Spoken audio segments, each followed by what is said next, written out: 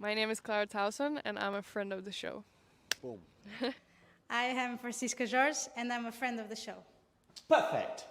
Hi, my name is Susan Leemans, and I'm a friend of the show.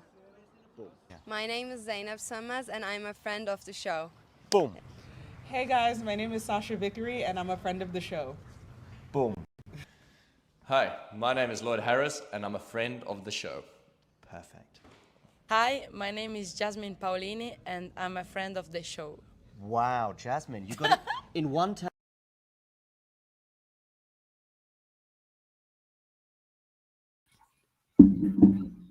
Hello guys, had to use this version of the clip because obviously it includes Jasmine Paolini, whom we're going to be watching today. Are you guys as scared for Jasmine Paolini at this event as I am? To be honest, I know you were one of those people who thought she would go 0-3, and obviously it feels like she's maybe the newest one on the scene, and also just like the most inexperienced at this level, even though she has made 2 slam finals. But in this particular matchup, I'm kind of more excited about her than worried, because she does have the win over Rybakina at the French. She did push Rybakina to 3 sets in Stuttgart. I think they played Cincinnati last year. Rybakina had to retire mid-match because of an injury. And also, we just don't know where Rybakina is at health-wise. So I think that's what makes it also more intriguing and exciting. But we'll see how she can hold up in the return and serve battle, because those are the 2 areas where Rybakina is one of the very best, if not the best.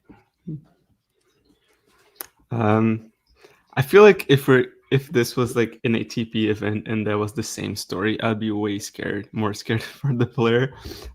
Given it's a WTA, I just feel like things are a little bit closer together, like in the terms of level. So I'm less scared, but it definitely be a shame, and I can see it happening. She going 0-3 for this event, but yeah, I feel like I'm better with Vansh. I feel like there's a better chance that like she can get a win, even here today. Even though I'm not entirely sure, I feel like the conditions should be better, I guess, for Rybakina. But yeah. Yeah, what we saw in Sabalenka rank kind of suggests that they will be, but maybe it's good for her that she's playing Rybakina first. Maybe that's the match where Elena will be vulnerable. But yeah, I still feel like any decent level from Rybakina today, and she probably takes this one pretty easily. In fact, I don't know, maybe you can remind me, but was there really like an ATP Finals WTA Finals contestant in the last few years who seemed as outmatched as Paolini by the other competitors? Diego Schwartzman, 2020. I guess, yeah, I was gonna say. Yeah, I was thinking more WTA Finals, but I said it wrong. But I mean, sure, Diego Schwartzman is also a thing, I guess. Yeah, Casper Ruud could be another. Casper Ruud this year really could be. I mean, I'm worried about him right now. In the WTA, do you think of anyone, Vash, that has been fully outplayed like that? I have to think about it. I don't have like anyone right off the top of my head right now. Yeah, I feel like generally whoever shows up, like, even if they don't get a win, they at least are competitive in matches, and it's very rare to see someone just go like completely, I don't know, 0-6 in sets, completely no chance. So I mean, we'll see. I think we are starting now, right? Yeah, I think Coco in 2022 wasn't very good. I think she went 0-3, and she was just burnt out at the end of the season. Like, didn't play anywhere near her best. Also got Swiatek in her group, which didn't help. And then I think she lost in straights to Khachanov as well. And yeah, I think she went 0-6 in sets. My memory serves correct. But right Coco now, Paolini is at least holding her own for now. It's 40-30. But yeah, let's see if she can at least get this first game. Or if my stream is later than you guys, I don't know. Don't worry. We will have some scoring on the screen as well in a moment. I'm just trying to locate it because Flash Score broke on me. But I guess we'll work with Google then. Google, you got upgraded. Promoted to our companion for today. She gets the hold on a forehand and forced error from Rybakina. That lands long. Okay.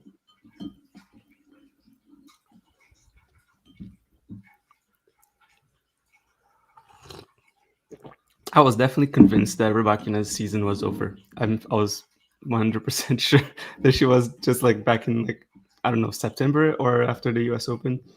I just had it in my mind that I saw something somewhere that she had said that like the season was over for her. Was it? Am I just dreaming that I just saw that, or like there was something hinting at it at the very least? There was definitely some doubt that she might not play the rest of the year. Mm. I think when she pulled out of the two 1000s, no one was Yeah. really like sure when the coaching split happened.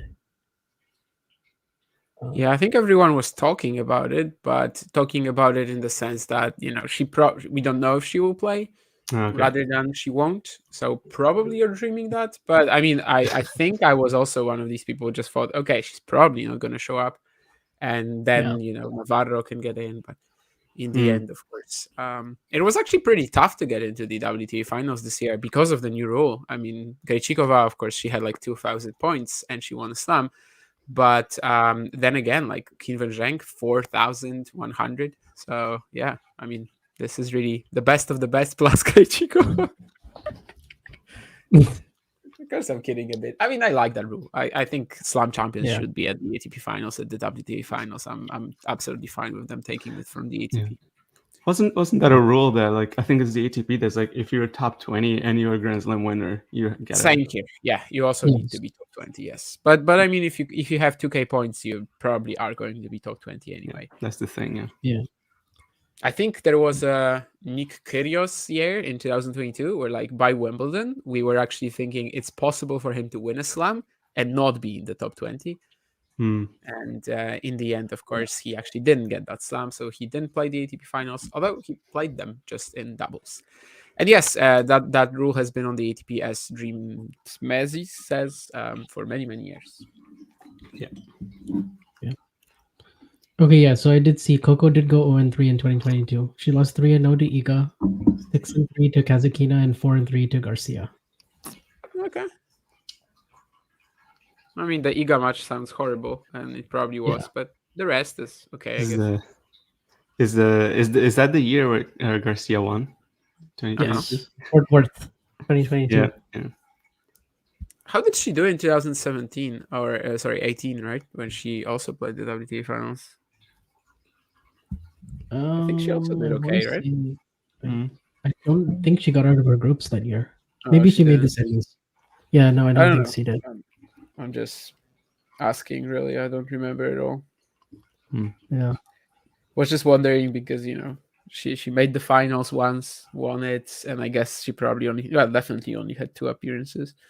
Grigor still 100% at the ATP Finals. Won't be making it this year, though. Yeah, 2018 Garcia didn't even play the WTA Finals. She played the Elite Trophy. So which year was that? 2017. I think it would have been 2017. Okay. 17, she would have done well. I think she would have made. Yeah, the and she went to the semis. Yeah. Yeah, that was the year I was thinking of. I said 17 initially, but then I forgot. Yeah, I mean, Maria Sakkari was not close to getting to the finals, so I guess other way would be like Navarro, Collins. I guess Collins would be the best addition to the event out of these that didn't make it, just in terms of high peak game and yeah, just that really.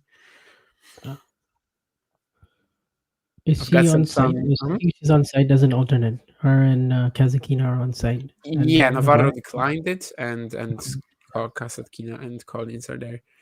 I had a nice comparison on my screen of like win-loss records between January and June for both of them, and then since July. And obviously, Rybakina is actually like she has a pretty good record since July. It's just that it's 8 matches.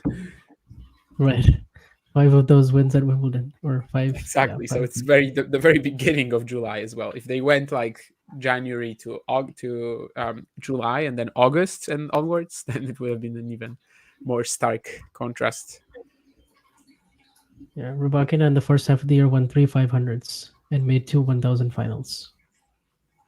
Do you guys think she was just as good as Sabalenka and Świątek, or is for a while? Like I mean, until Stuttgart, where like after she won Stuttgart, I remember it was very close between her and Iga. They were like tied in the race, maybe Rybakina even slightly ahead. because they both lost early at Australia. But then since then, it was like up until Madrid, like it was those two, and then Sabalenka, like Madrid onwards, like put herself in the conversation. I feel like what mostly, well, not mostly, but a big thing that also happened was just like Rybakina's current like classic story of just health problems or just other problems that happen, and just like she doesn't play well.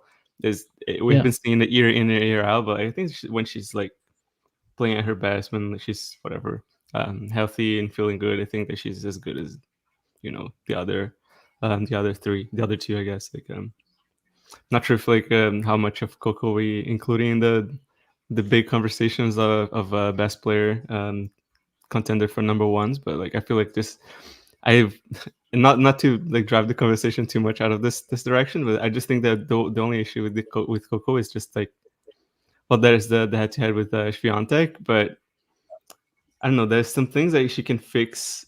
I'd be ready to say that, but I don't know. Yeah, for me, she kind of got the worst group here amongst all the players because she has that poor record against Iga, and she's not great against Pegula either. And like Krejcikova is more of a kind of a wild factor, but yeah, like for her to get out of the groups, it would take something. Would you guys say that Coco is the most vulnerable to matchup issues out of I guess the. Yeah, but then again, I kind of like the way she plays Sabalenka. Iga as is well. probably the most vulnerable to matchup issues out of the top 8. Yeah. Yeah, it's Iga and to a minor extent Jessie as well, but yeah, Jessie for sure. But I mean, yeah, Coco would be in like the top half of that conversation. Yeah, for sure. Bottom would be like Sabalenka and probably Rybakina as well.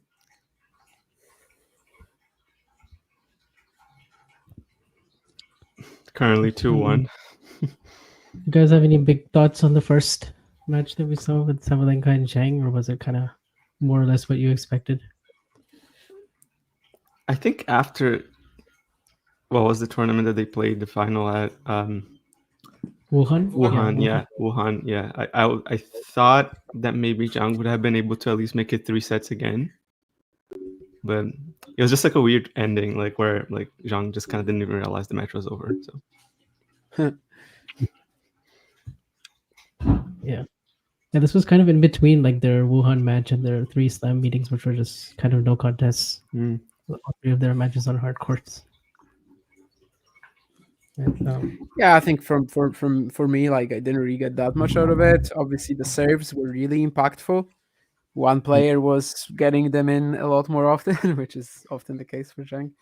But yeah, I think we kind of got what we expected. The story there, of course, is that Elena is getting closer to number 1 with every single win. Yeah. And beating Zhang after that recent Wuhan final, that's already a big step. Assuming that Paolini will be as sort of like outmatched by the other players as we think she might be, and assuming that Rybakina won't be like fully at her best, yeah, she's super close to that goal.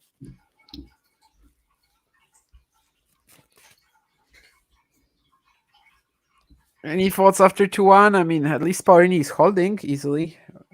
It's gonna take a while for Rybakina to settle into her return rhythm. I think that's usually the thing that players struggle with the most when they like just come back. Nurlan firing away with his questions in the comments. Yeah. Damien, if you answer this one. I mean, I would have to give up on Vansh, I guess. Tennis is like. No. I mean, you would do the same. Like, I mean, tennis is just too big a part of my life. I don't really have anything else but tennis. I had tennis way before I had you guys.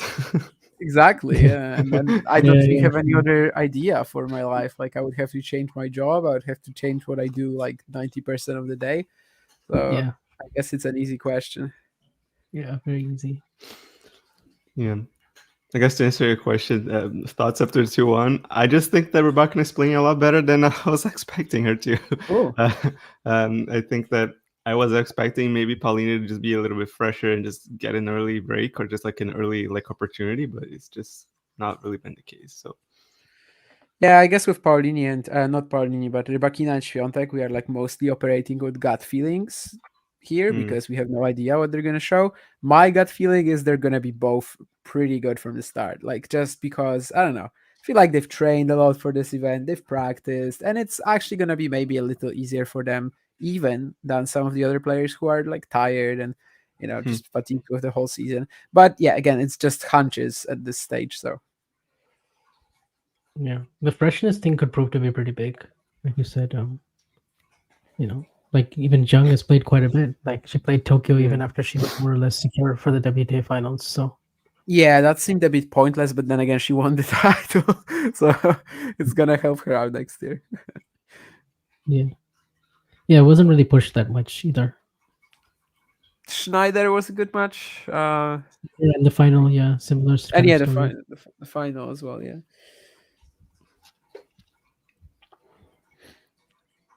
But, Is there like a heavy favorite for you guys, or is it like kind of contest? Like, is there a huge contest in this tournament, or is there like one player that like, yeah, this is probably her tournament to win? I think Sabalenka is the favorite, but I wouldn't put her, let's say, like over the whole field. Like if you're telling me Sabalenka versus the field, I'll probably still go with the field. But Sabalenka is the favorite for me for sure. Yeah, I mean she's defeated Keenvan already. I think she's gonna beat Jasmine as well, so she's probably getting out of groups. On this court, I have to like her chances against Świątek. Yeah, sounds like it's kind of her tournament to win, but then again, just getting the number one is also an important kind of midway goal. But yeah, I mean, if I was to call like a winner, I would definitely go for Elena, which isn't bold, but sometimes you just have to go for the obvious if the obvious is really the most likely thing.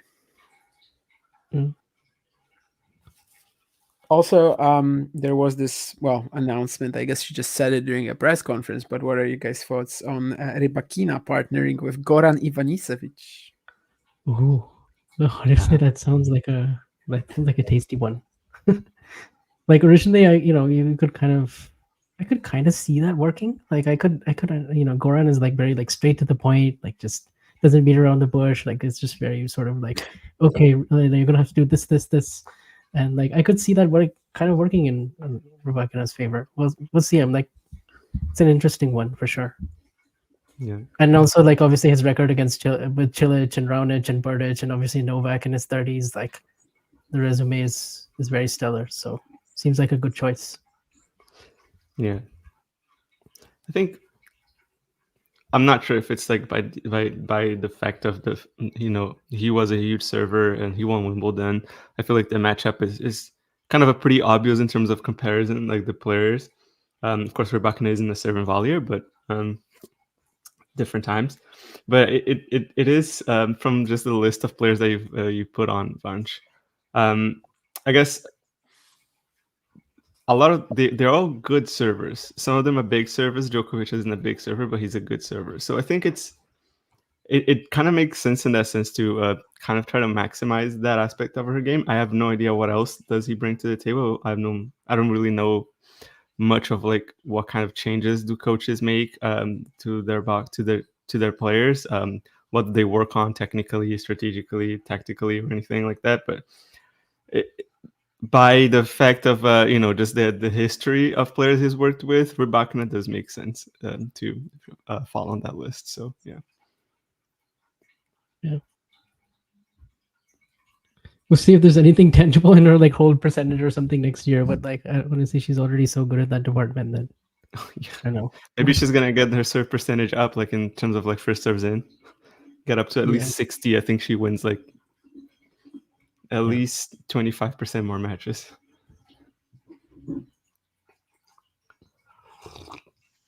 That's true. Paolini, like by the way, gets quite a lot on her serve for 5'2". Obviously, like not one of the biggest serves. The second serve is going to be attackable, like no matter how hard she tries, really. But I think she's really improved it this year. Like tried to get the most out of it that she could. We've just lost Damien, but I think he should be back pretty soon. Just probably a connection thing. Must be.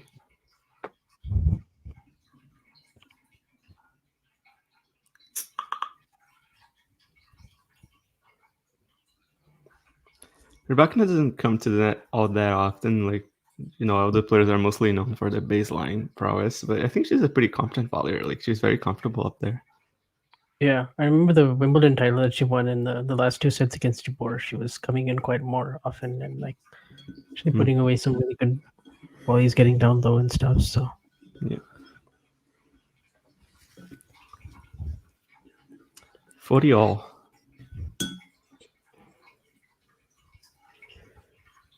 Yeah, I think as for Goran, I've seen like some criticism of that just based on the fact, like what Andres said, big server. So what do you want to do? Like make your big serve even bigger?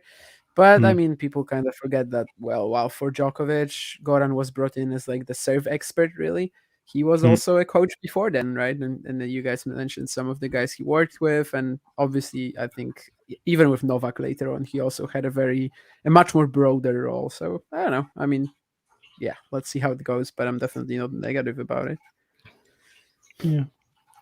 Obviously, with Cilic, we saw a huge difference that U.S. Open and his like for strike tennis and like how he was able to back up that serve kind of the whole event.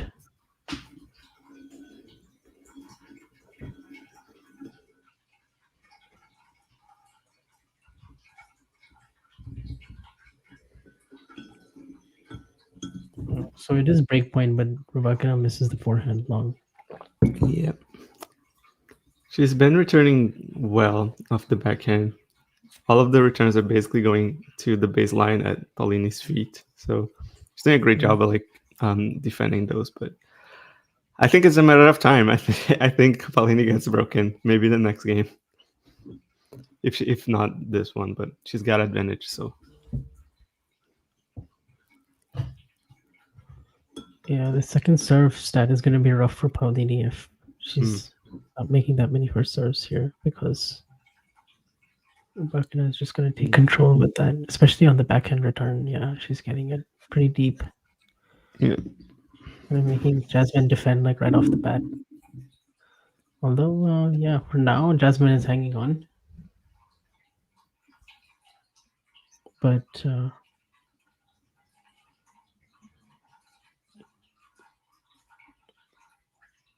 trying to get a feel for like what the atmosphere and crowd is like in this tournament, but I don't have the audio right now and I don't really know. Yeah, me neither.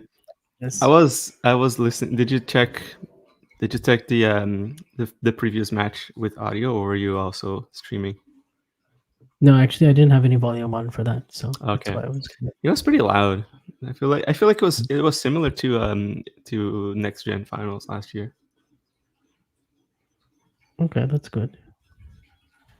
Was it also at Riyadh? No, it was to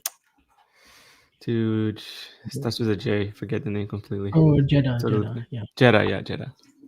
Jeddah, and then Next Gen Finals. I wish the Next Gen Finals was this next week rather than December 18th to the 22nd, when I don't know how many people are really going to be. Jeez, look, this is like right before Christmas. I mean, that's a wild scheduling commitment. I know, because it's not really like that close. I mean, it's a little closer, I guess, to the start of the new year, but it's like it's very odd, like timing. I mean, really... I don't. Do they want to miss the Davis Cup? Is that what it is? Because like I feel like there's no other reason. And the Davis Cup is also probably right next door as well. I'm not sure. I'm not even sure. Yeah, Davis Cup Finals is right after the ATP Finals, so that would be like. Yeah, what the heck. I don't really... They should just. Well, I guess they couldn't have like Next Gen and ATP Finals in the same week. That would be dumb. But it should be before that. The ATP Finals should be the last. It used to be this week of like the Mets and Belgrade. Next week, but the last couple of years it hasn't been. Do you guys know why they've added those three 250s at the end of the season? I think it's probably just the fact that Shanghai became 2 weeks, and then they still wanted those tournaments on the calendar, and there was no real other placeholder, or like no real other week they could do it.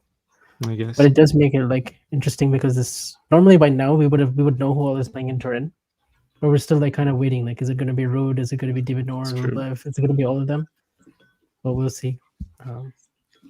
Not yet decided. Yeah, the draw is supposed to be on Thursday, right? Finals? The draw is supposed to be on Thursday, so they will have to like. Basically, they will have to draw ranking positions maybe instead of the players at some point. I mean, not for every position, obviously, but for the contentious spots, unless they lose by that stage, which is also possible. Yeah. I don't know if But this yeah, is someone like ideal for Novak, the right? ranking. Like if Novak wants to play, he like doesn't know until maybe even Friday, Thursday, Yeah. if he will. Yeah. So it's love 30 on Rybakina serve, 15-30 now. Yeah, Pressure we see this moment. very often in tennis when you don't take the break point or Yeah. win the long game on your serve, though. Then the game after that becomes a bit tougher to hold. Oh, 2 big serves. Of course. Yeah. 30 all. Call of Goran. I have to find another coach. My serve is fine. That's what Elena says right now.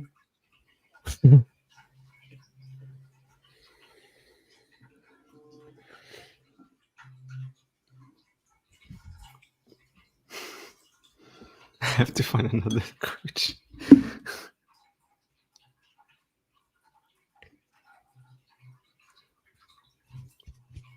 Lots of coaching transitions recently. Gonna have full effect of that after the season, of course.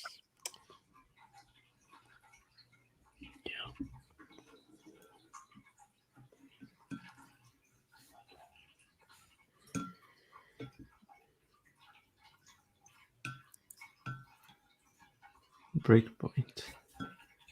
This is the first of the match? No, it isn't, of course. She just had a couple last game.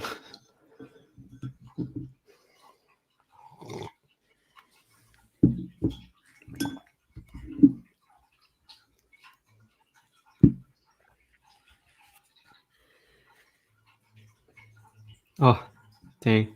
What a way to get broken. Yeah, a little bit. Double fault. Yeah, also the miss at 30 all, which I just saw is Yeah. wasn't really that close either.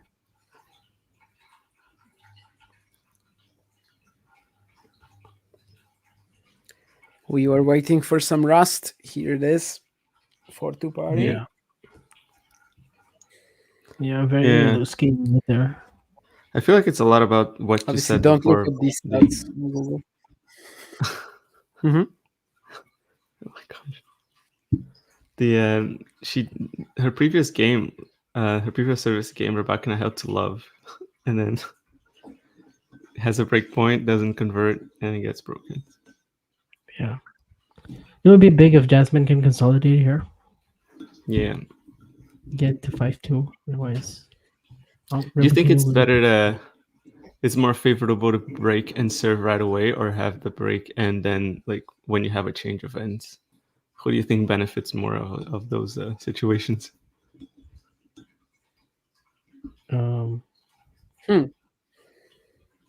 is there any difference at all?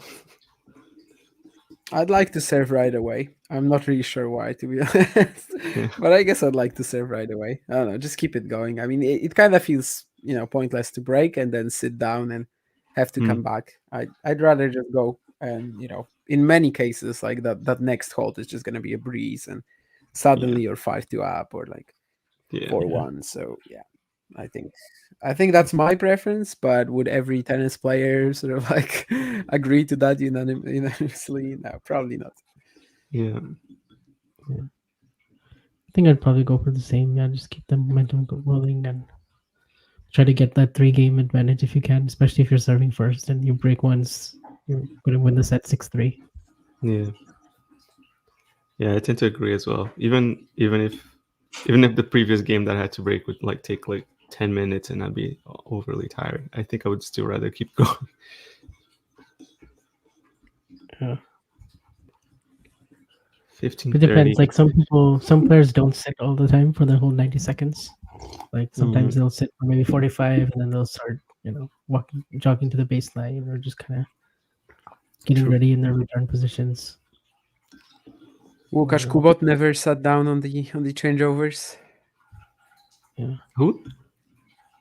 Łukasz Kubot. Oh, Oh, okay, wow. yeah. He never sat down, like. I mean, That's probably crazy. not in his life, but like literally most of his career, that was his rule, that he's not gonna sit down, he's standing or like, you know, walking around the bench, just not to get like cold and everything. That Yeah. was his rule, yeah. Yeah. I can't say with like full, you know, certainty that he never did it, but that was like, yeah, for years that was his rule, that not to sit down. Yeah. Paolini has targeted most of her serves to Rybakina's backhand, but I don't even know if there is like much of a difference. I think she actually got more points by serving to her forehand than to the backhand. That makes sense. Yeah, I think her backhand return is very solid. I mean, she had like 3 winners in this game alone, and now she got the break back. Wow. Forehand is a bit more volatile, I think, when returning. Yeah, that's probably a Yeah, better you get idea. more errors off of that Yeah. side for sure.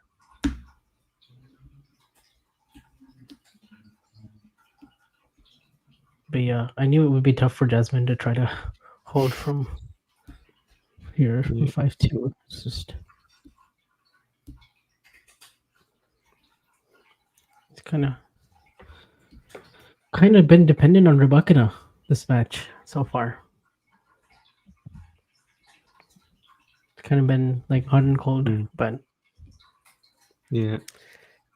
Yeah, but then what did you expect, right? I mean, Yeah, that's to be gonna be the expected. matchup most of the time.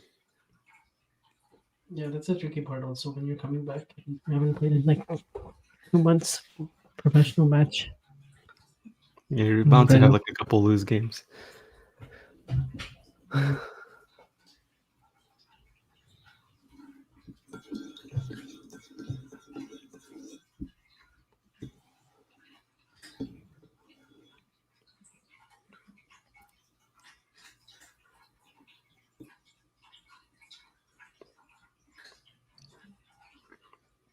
Yeah, right now we also have Ugo Humbert and Khachanov going on, which Humbert is up a break in the second set. Then we had a really topsy-turvy first set as well in that match, with Khachanov finally coming through 8-6 in the tiebreak.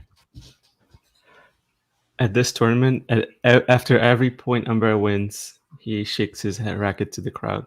Like, it's been pretty insane, like how much he's just like, help me. Do you guys want a winner here? You guys have to like really piss off the other player. Yeah, except when you played Carlos, I mean, it was quite crazy, right? Like, I mean, I guess not that it's surprising, but like Carlos was getting a lot of support as well. Yeah, it was like 50-50 Almost 50-50. between them. Yeah. I read a quote today where like someone asked Carlos to compare that to the Gaston match that he had in Paris a few years back, and yeah, certainly that's just something completely different. But yeah, I think it's special treatment that most other players won't get. Even Karen Khachanov, who won this event in the past, of course. For sure, yeah. Oh yeah, for sure.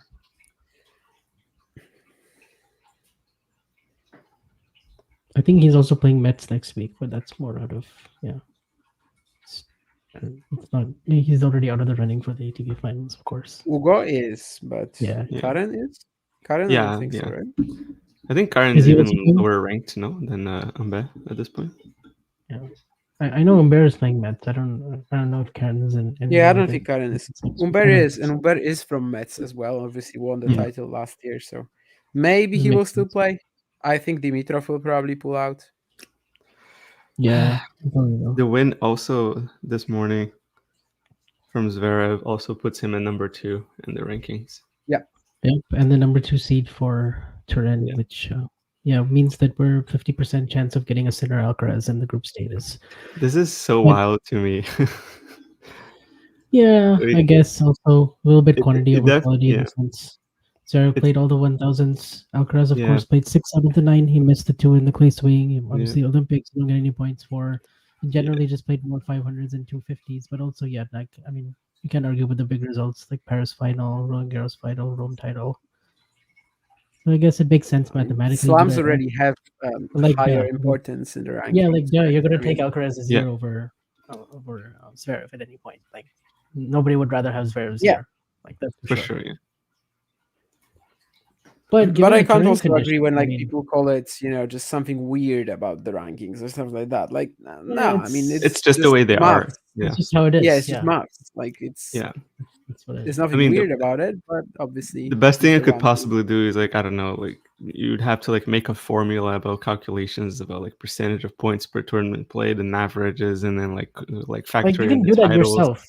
You Yeah. can do that yourself, but the Yeah, rankings are just like It's the current system already is a version of that.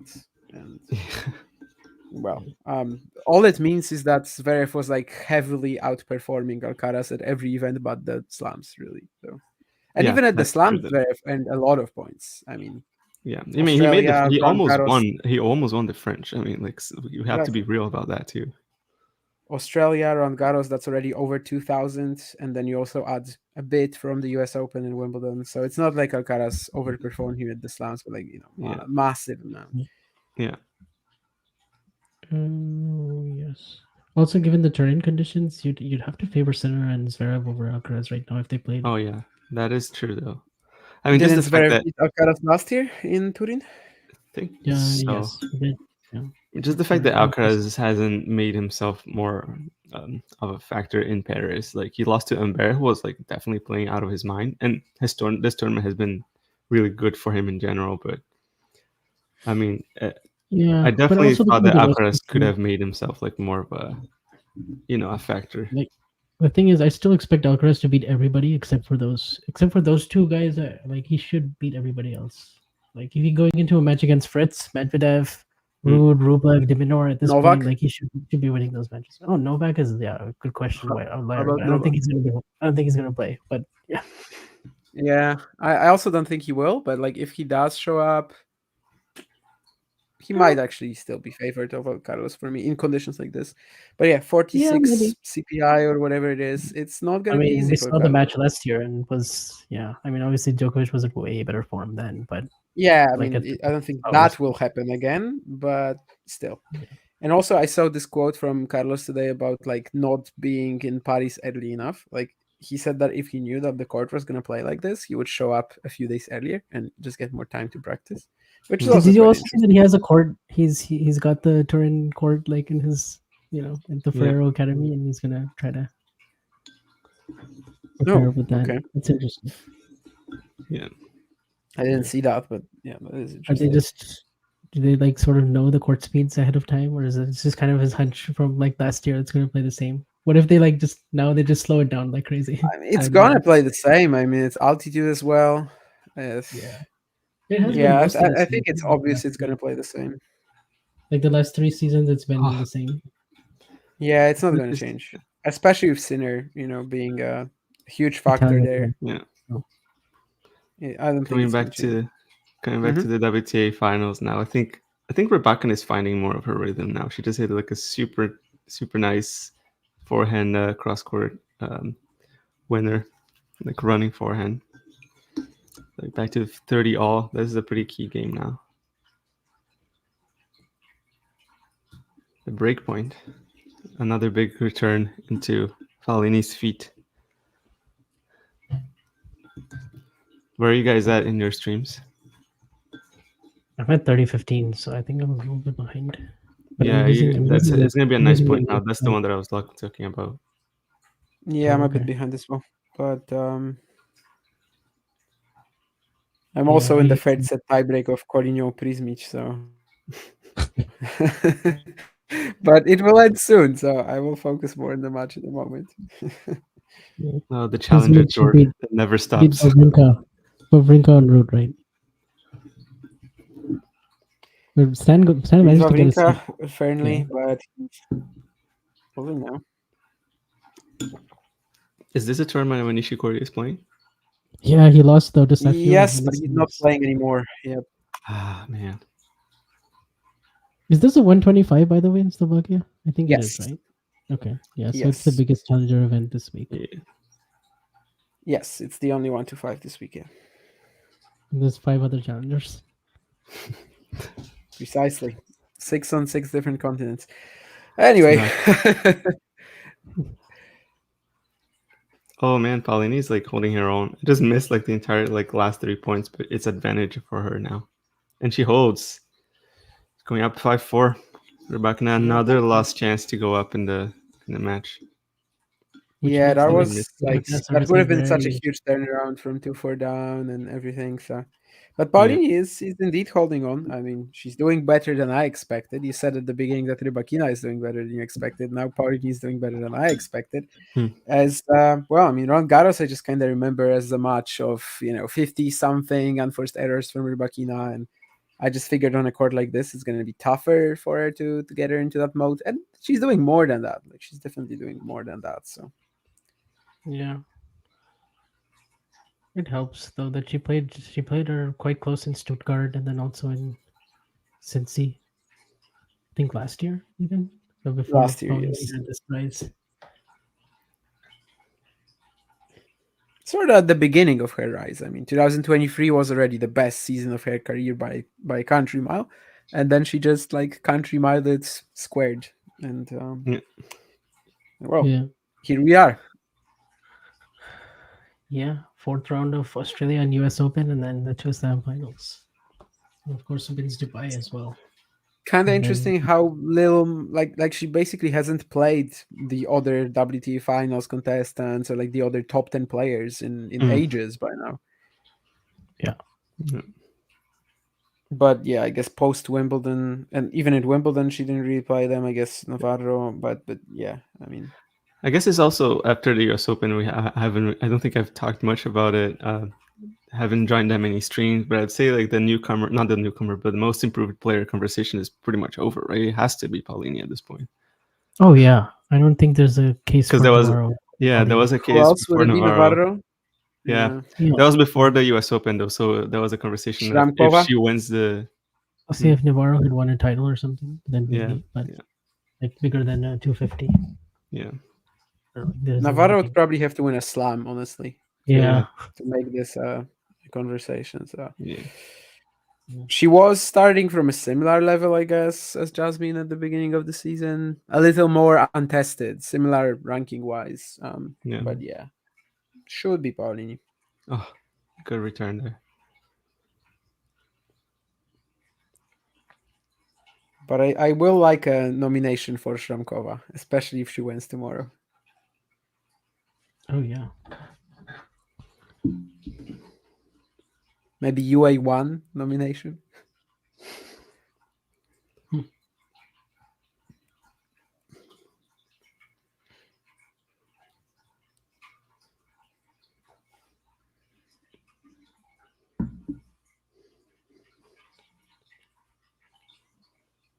Becca Shramkova. Were you there live for that one where she beat Muhova in Warsaw? Yes. Like, were you there for that? From 1-5 in the third, yes, she absolutely like did not miss a ball in the last 6 games. I was there live. It was fantastic. Yeah, because I think most people were expecting a Muhova-Swiatek final, right?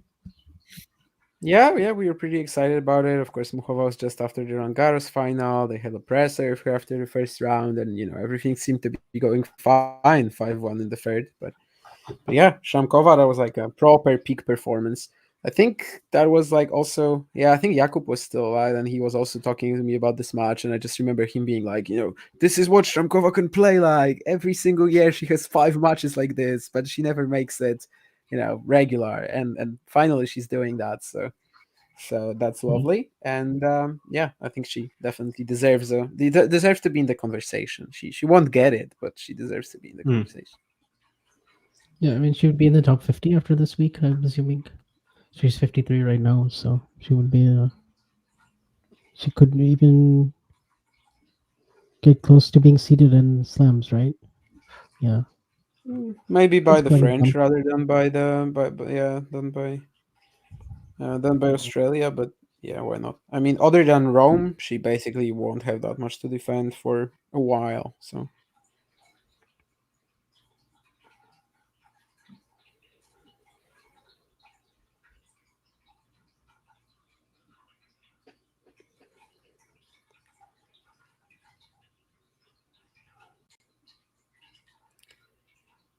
Here we are, 5-all. As I mentioned earlier, please don't look at these stats on Google, but at least the aces should be fine. But obviously the first serve percentages aren't, and the second serve percentage I don't know aren't what either. happened. The break This points should wasn't be a fine. problem. The break Yeah. points should be fine. Yeah. The breakpoints, I think, are right. I don't know what Total happened. points Like won, it's, probably alright. I think back when we had like the old ATP WTA app that they discontinued in favor of the horrible thing that they made afterwards. I've never seen this problem, and then after that, like all the APIs are all messed up everywhere. Like I think the Flash Score was the only one that I saw that was like constantly, you know, accurate about those stats. Yeah, Flash Score most of the time is good.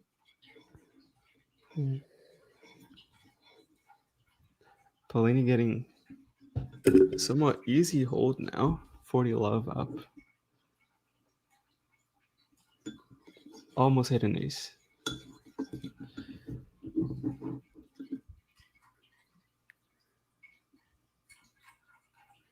And then hit a double fault.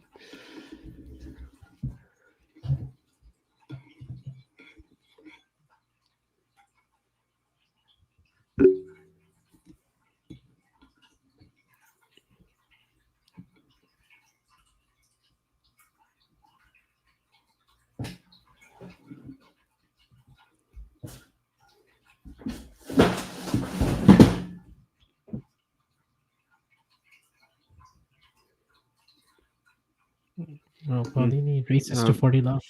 Yeah. Now she's got herself in a bit of trouble after hitting a double fault, and I think she hit a drop shot or something happened, like missed a passing shot into the net, and it's now 40-30.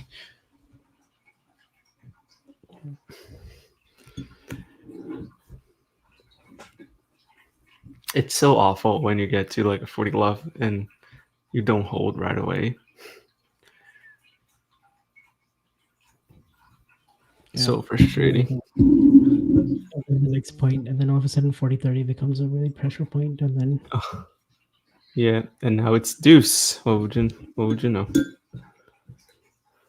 Big return from Rybakina. I'm not saying Paolini did that, but usually 40 love, I tend to like, you know, throw in something surprising, start screwing around a bit, go for and something then that you suddenly wouldn't it's normally- deuce, and I'm like, why did I do that to myself?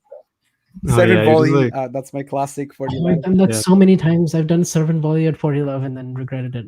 Like For me, it's the drop shot. I had to make a conscious choice of like not playing drop shots like during an entire match because it was becoming an issue. It was like stop, it's not working.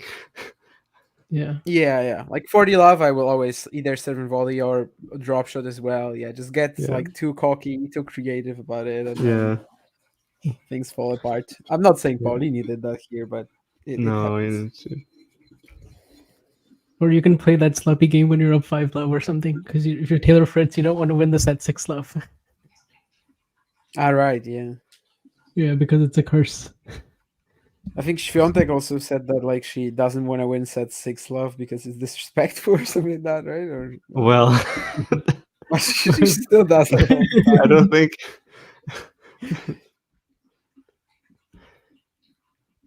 Maybe she blocks that part of her personality off when she walks on court, especially on clay and Indian Wells. Oh my goodness.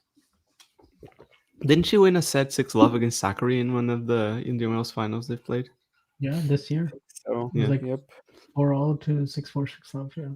Wow. And she won her first 1000, 6-0, 6-0 in the final over Pliskova. Yeah. It was like, That was her first 1000? Oh my gosh. yeah, 2021. Yeah, 2021 Rome.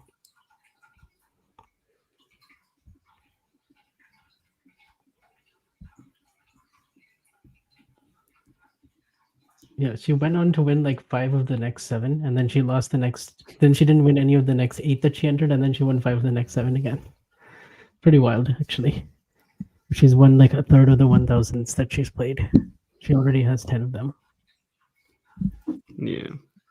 I mean, the record is what, like 24, I think, from Serena. But at this rate, like with 10 1000s every year, like you have to think that that's very gettable for her. Especially places like Rome or Indian Wells. Yeah, I mean like first half of the season is all Swiatek really. Yeah, Aside except from for the like Australian Open. Dubai and Miami. Australia. I think Madrid, like that's always going to be really hard. Yeah. Australia as well. Yeah. She never made it. Has she made it to the quarterfinals even at the Australian Open? Oh She yeah, made the yeah. She semi. had a semi, but Semis, it didn't yeah. feel that close. Yeah, because she lost to Collins, but even if Barty was waiting in the finals. So.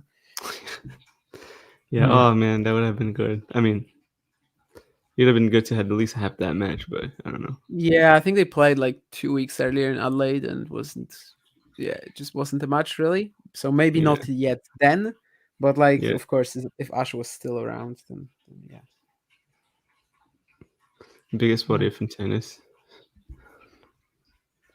After the Monica Seles stabbing. That one is Maureen Connolly. I mean, we can go back, but the biggest freak show in tennis. That incident. Great passing shot from Paolini all the way back, cross court forehand, and the score is advantage Paolini. So that brings her to another step close to getting another hold of serve. So many of these are just Rybakina's missed opportunities here. Like she's kind of not being super consistent. Yeah. Very erratic on the return, right? Like either she either hits like an incredible return and just starts the point or wins it, like starts the point on the aggressive side or wins it or the winner, or she throws it out and is Well, that was a really nice pass though from Paolini to get the game point. Rolled it cross court with a lot of shape. I love that shot. I think it's one of my favorite ones to see like on TV and watch the replays. Just the angled cross court passing shot, backhand or forehand.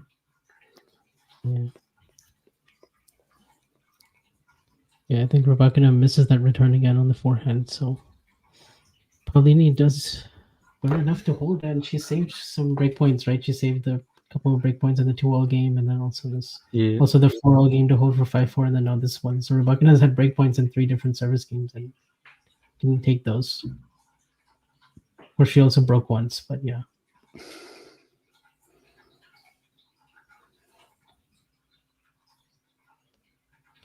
Where are we at with Humbert and Khachanov? They've split sets now, so Khachanov is serving stay first. Honestly, I feel like both of these players are just cooked right now physically. Like Humbert is kind of on his last leg, like just very, very fatigued. Khachanov has been playing for like 3 weeks in a row, going deep and everything, winning LBU, going to the finals of Vienna. I mean, whoever comes out of this definitely loses to Zverev in the final. Yeah, I would like to see Humbert just because of the French crowd and like just kind of the different things you can maybe just throw more at Sasha. If it's Khachanov, I kind of more or less know what to expect. Like they've played already twice this year, and none of the matches were even notable or competitive whatsoever. I do think that Humbert making the final is going to be like when Monfils made the final, like the second Paris final. Like he played like so many matches. I think he played like a super marathon match against Federer in the semifinals, and just had absolutely nothing left in the final. So Djokovic. Yeah, I remember that in 2018. Yeah. I think he was also a little bit under the weather in the final, and then that just made it even worse for him. But Khachanov that week beat 4 top 10 players.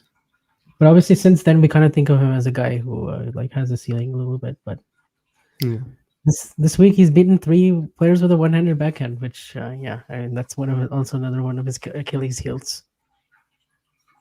But different types of one-handers, like Pecci, Pericard is more ready. I mean, he has a one-handed backhand. I think the Dimitrov one, Dimitrov usually would be the biggest win, but because of Grigor being like really out of it physically, it's what happened to Grigor? Like, did he just play way too many matches coming into this, or he had the Rinderknecht match the night before, which took so much out of him, I guess.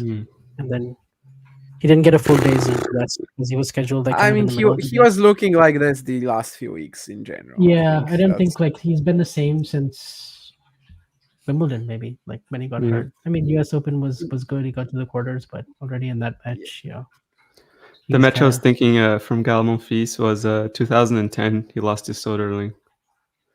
Yeah, Soderling in the final after beating Yeah. Federer, saving 5 match points in the semis. Yeah, that one was like Monfils just kind of willing it through. But when he goes like into that mode where he's just kind of very passive and just kind of pushing, so obviously all the rallies were going to be super long. That's cool. Nice little parallel. Soderling made the finals of Paris in 2009 and 10, and then you have Monfils who made the finals of Paris Masters 2009 and 10.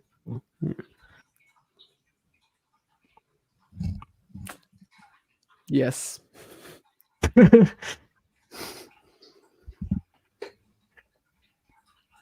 But yeah, Rybakina is trying to force a tie break. 30-15. 40-15 now. Let's see what happens. Returning deep middle was certainly something that helped Zverev against Runa today. He won so many points like that. In general, it's a pretty good strategy. Yeah, like I guess against almost anybody really. Yeah, obviously Djokovic made a living out of that. Sinner's kind of doing the same now. Yeah. Big targets. Yeah. Mm-hmm.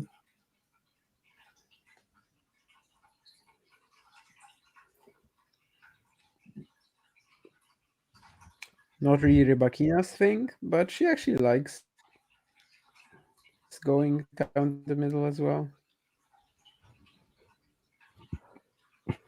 Paolini was flirting too much with the baseline there and finally hit one out, and it's a tie break now.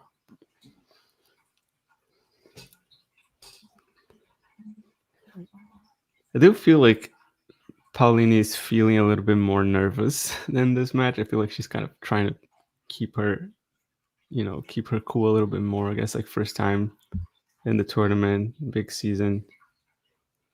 Yeah. Well, Kind of has a she's chance coming- to win, I'd say, like against Rybakina after all the question marks and everything. But needs the set, I would say. That's a fair assumption, I think. Yeah, if Rybakina enters the second one with like the momentum in hand, more confidence than she started with. Of course, she had more chances generally in this set, even if she was 2-4 down. Mhm. Maybe she had more Rybakina, meaningful chances as well. Yeah, at 4-all and at 5-all. Back in, I guess, the lucky start of the tiebreak with a net cord in the mini break.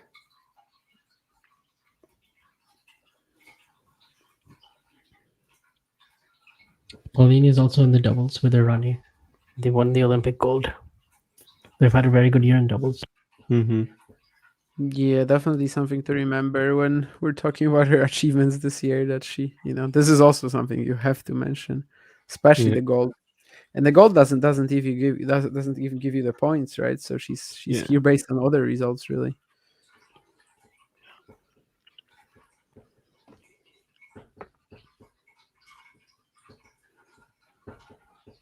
Oh, Rybakina with that net cord. Yeah. Just tips over. And then throws away the lead with the backhand wide. Then very next point. But this match has been up and down. Hasn't really caught fire. Yeah, a little bit of kind of both players have something to prove a little bit. Or it's like kind of a difficult match actually for both of them, like mentally, I would think. Yeah. Like this is not a match that I thought coming in would be like high quality. So yeah. Kind of the same tomorrow as well. Krejcikova, Swiatek. Some unknowns there for sure. Yeah. Maybe Goff and Pegula I would expect to be like more or less kind of know what to expect. But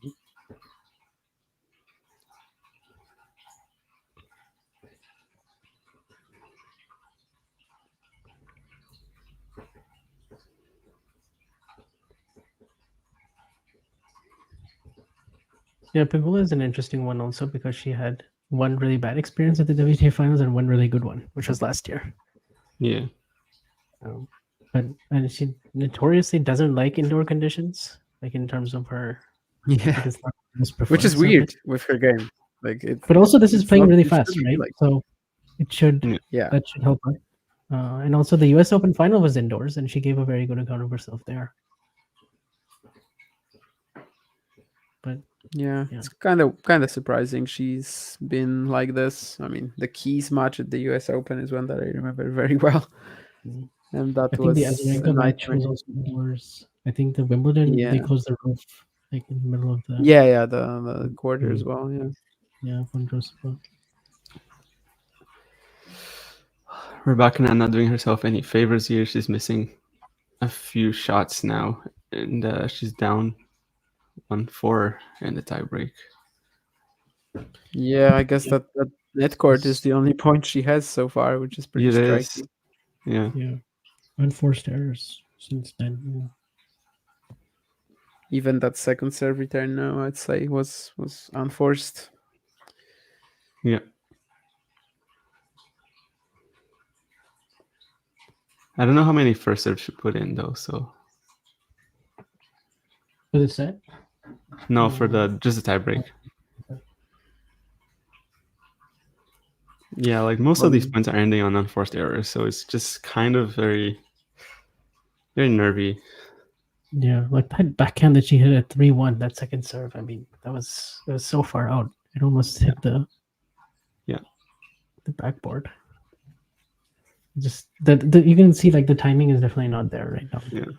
But like this one set really.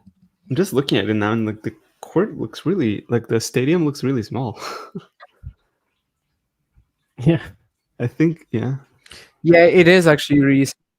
Well, it's kind of funny how some of the journalists that went there, they posted the photo and packed crowd for the WTA Finals, and it's great. I'm not denying that, but it's really not a big arena.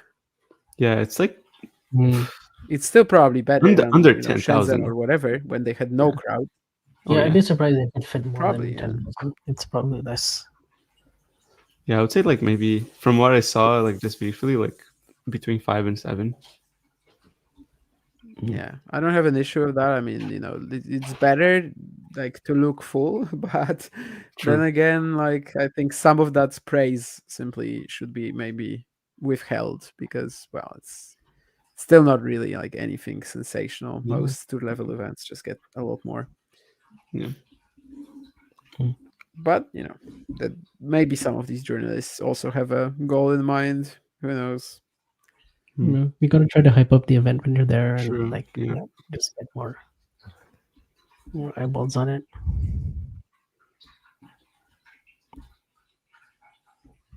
Even if not in the crowd, we know the eyeballs will be there on TV and of course on our stream as well. And well, Rybakina is definitely hitting herself out of this tiebreak. Yeah. Pretty much this tiebreak has all been unforced errors from Rybakina. It's crazy by the net card and good defense from Paolini, but Rybakina finally getting something her way to get her third point of the tiebreak. 3 more set points to go.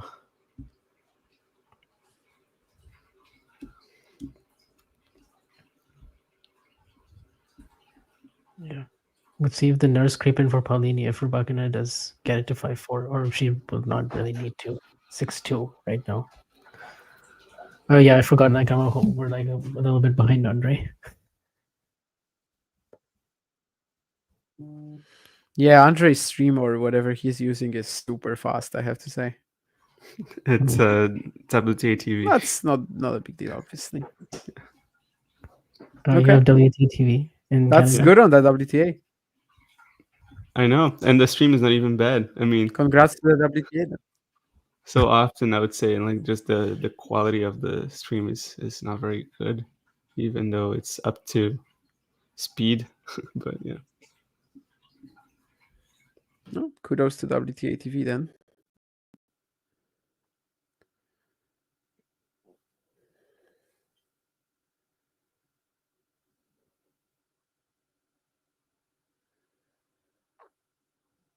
Yeah. What are some of the other sponsors for this tournament? There's the it was like Ministry of Sport, right? Public There's, like, Investment Fund, obviously. they're sponsoring the rankings. So, Yes, yeah. They're sponsoring the ATP rankings, yeah. Yeah. SAP. not the WTA yet. Is WTA still Hologic? Yeah, Like, what are yeah. the I think so. rankings? But I don't think they have the rankings yet for the WTA.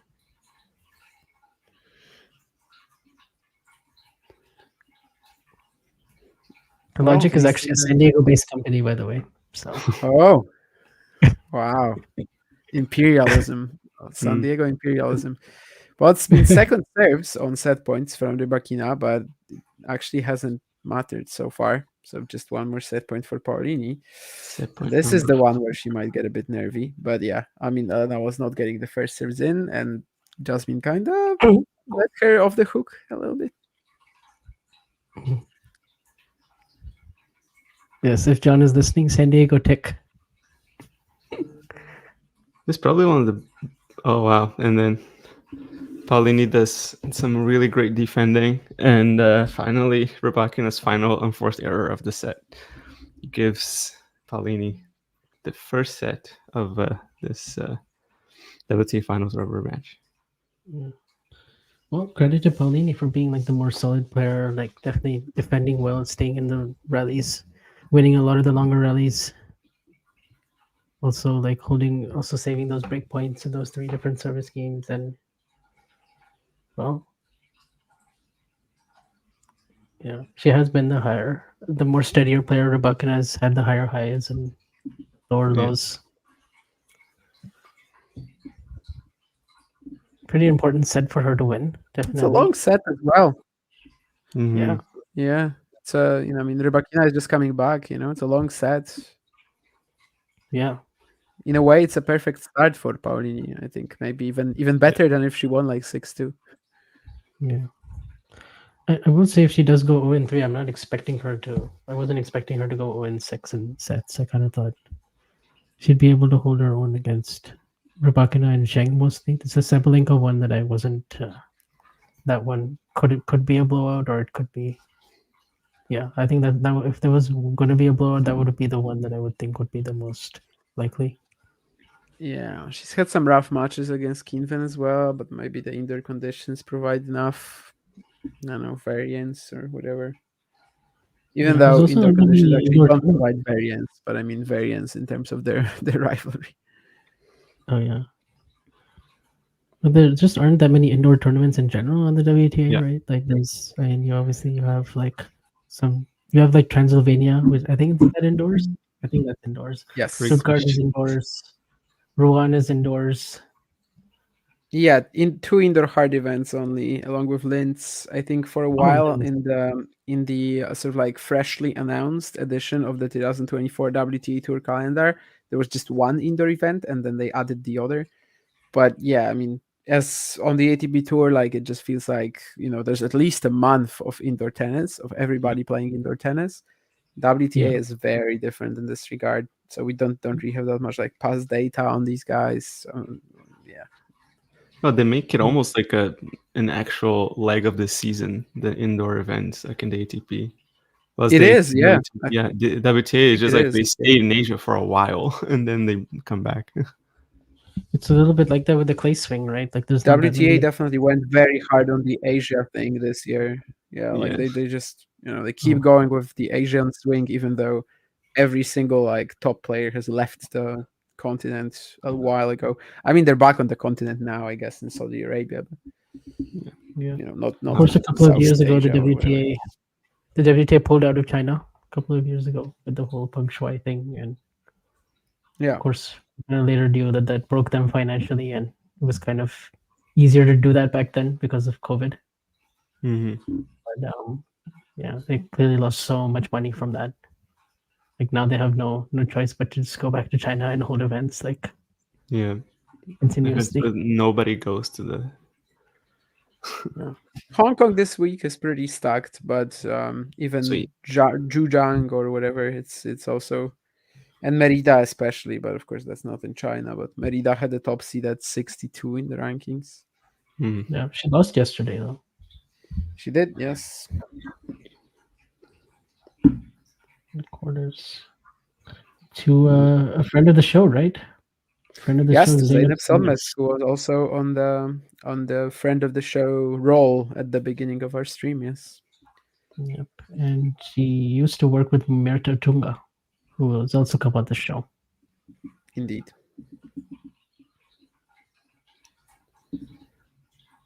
Paolini actually getting some chances here, but missing a costly second serve return.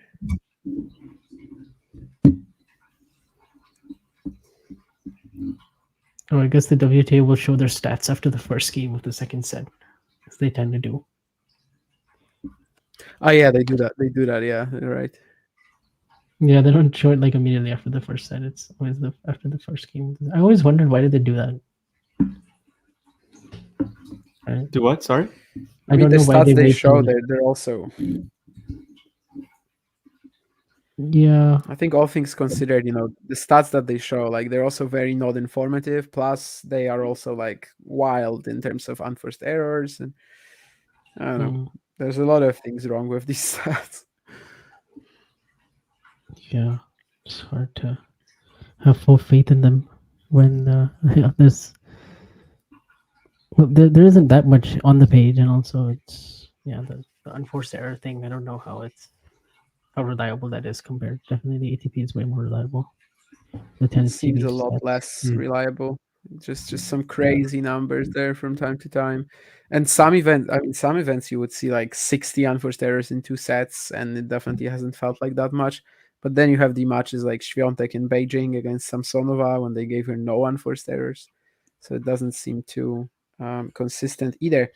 Rybakina, though, firing back with some big serving and clean +1 forehand. The forehand is kind of getting there, but it's still just still making so many errors. Yeah, I think it's all key. Like the whole key is just to start holding easily, right? I mean, the moment she can do that, she's just gonna be creating chances and can avoid more tie breaks. But Well, when she did get the first serve in the first set, she won 13 out of 17 points. But how often did she get the first serve in? Well, 44% for the set. So that's when you said really 13 out of 17, I mean, that means she didn't find it all high out. aces. It's kind of normal for her though. Like she doesn't often get that many first serves in, unfortunately. Although 44 but is not pretty 44. Low. Normally, it gets 44 like is her average would be like what, 5. 60 something. Yeah, like I think in Miami, 44 she is was- almost the norm for Kevin, Oh yeah. but not for Rybakina. Yeah. And in fact, I think Zheng was at a rating like this today.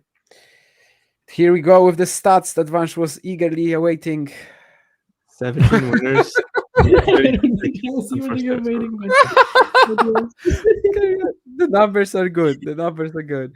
Basically, Paolini won 48 points, and 36 of them were unforced errors from Rybakina. So 75% of the points that Paolini won were unforced errors. But actually, I mean, think that that's tracks a with bit what we're seeing much. also. But That's probably a bit it's a much. lot. It's probably a lot, but also like I think it's we have just seen a lot. I doubt it was 36, but it probably was like 25 at least. So Yeah, I was gonna say. Yeah, probably some of those are forced, but they're go in the unforced category. It's Paolini won the set getting 4 winners and 16 unforced errors, by the way. So. Oh gosh, yeah, definitely inflated. Well, it is what it is. I once got into a Twitter discussion about what is a winner. So I just want to hear from you guys. What do you guys think is a winner in tennis? What would you? That actually seems pretty clear, right? I know, yeah, but that's why I was having a discussion. I couldn't really believe why we were talking about that, but yeah. I can understand errors, there's more subjectivity, but winners is exactly. very It's like a winner is a shot that goes out of your racket that the opponent doesn't touch it, and it wins the point. But like the problem is that regardless of what the shot is. Yeah, exactly. So I think that was the point was that it was a match between Fis and Zverev, and I think it was a match point where I think in Hamburg where one of the two players they hit I think they shanked the forehand and it was like a lob, and then the other player just kind of went to hit it, but they just kind of changed his mind, got stuck with his feet, and it ended up being what the winner definition is. But the discussion was that it was not a winner; it was an unforced error because he made a judgment mistake. So he should have hit the ball. I was like, that's not how this works. Yeah, it's not how it works, obviously. Yeah, with winners, there's no subjectivity. I mean, maybe sometimes you can mess it up because, I don't know, you don't see that someone got his racket on the ball, but just barely. But yeah, otherwise, I mean, there's very little subjectivity, at least. Yeah, because otherwise, every time that every time that a player decides not to hit a volley because they think it's going out, it's not a winner. It's a winner for the other player. Exactly. On the stat sheet to show the total errors and then how many were unforced and forced, because I know when you're actually logging them, then you do put them in those categories. So it's for Tennis TV. You'll log them even though you don't show them. Yeah, no, I mean they don't show the forced errors, but they do log them. Yeah, I was logging them in Cincinnati last year, so yeah. They they do have Rybakina.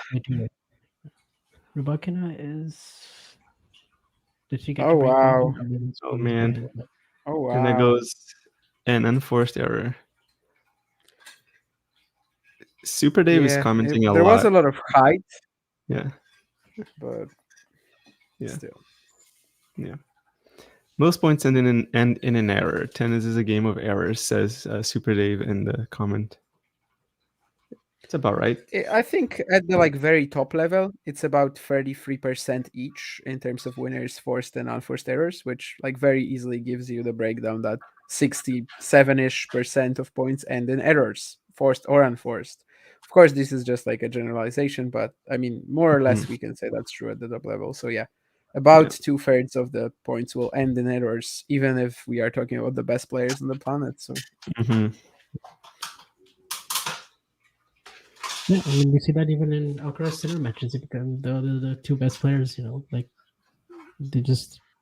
gonna draw errors out of one another because of how well they're defending and stuff. Paolini gets. Looking pretty slow here. She was moved a bit here, and she just didn't really make a move for that backhand from Paolini. It's a bit slow, but that's another break point, of course, that she didn't capitalize on. It's always just one chance a game, really, but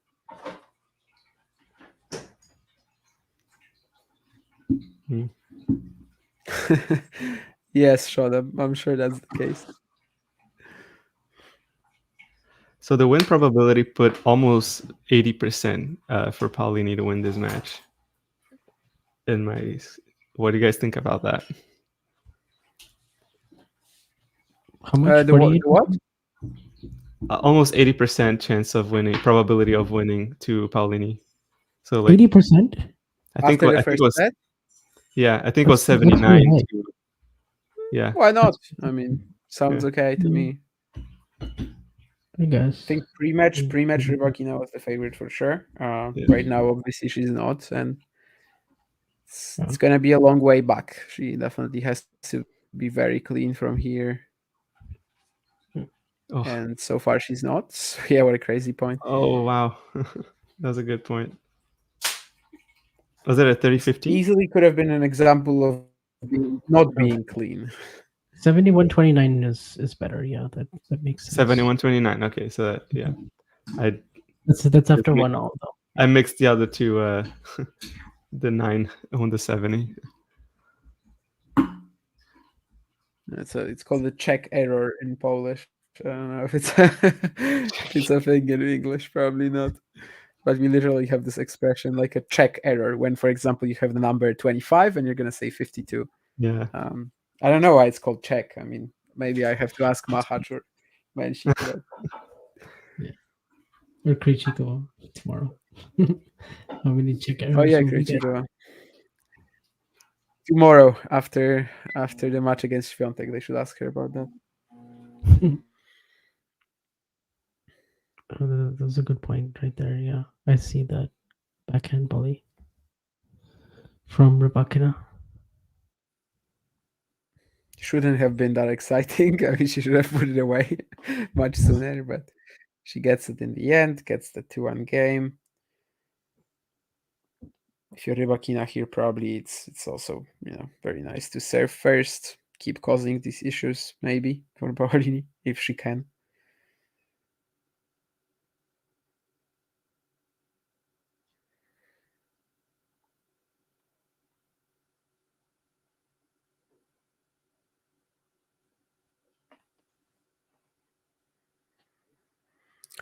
I actually have some footage of Barbara Krejcikova training on my screen right now. Yeah, I had that too. And now Świątek and now Coco. They just got like nice slow-mo shots of players. Pegula arriving.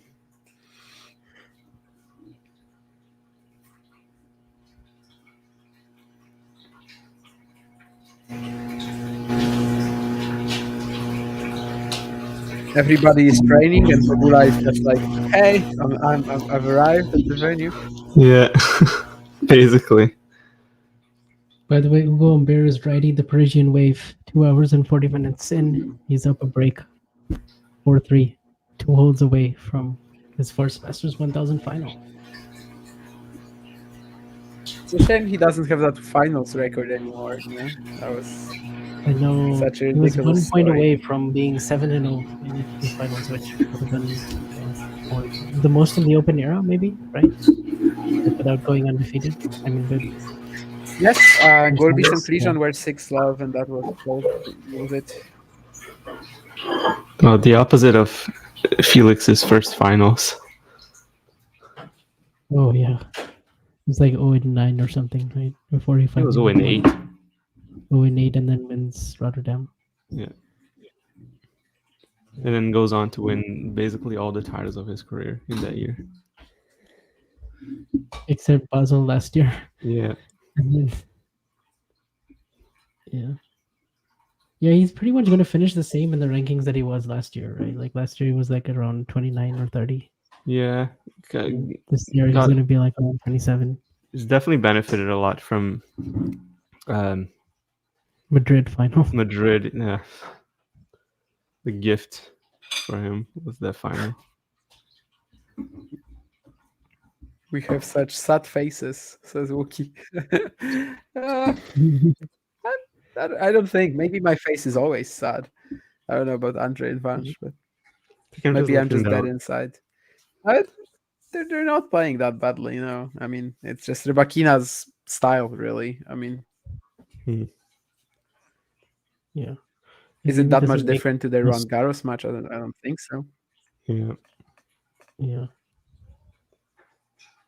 From what we see here, how do you guys feel about either of these two going up against Sabalenka?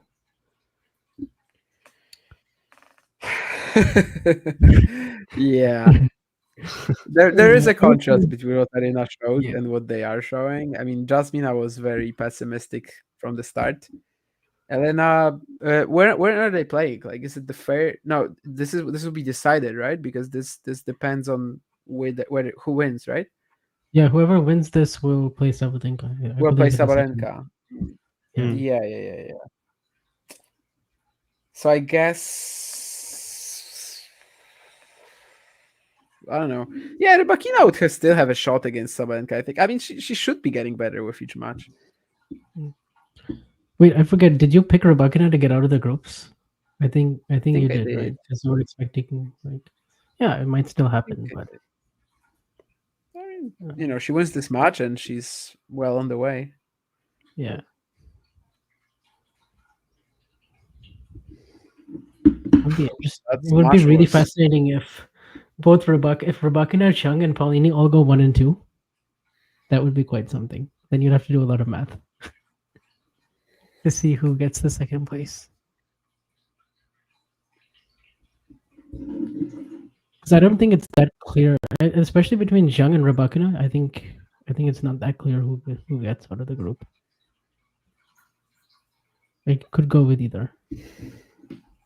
I mean, this match obviously is already quite important. Like, if Jasmine gets this, the chances of Rybakina, of course, go down significantly.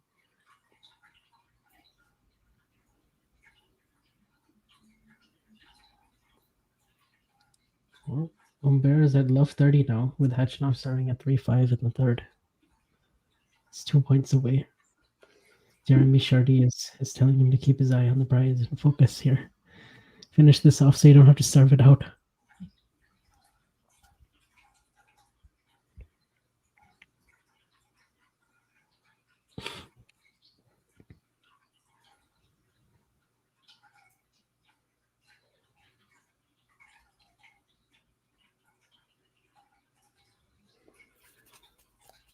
Oh my goodness, and Khachanov falls to the ground.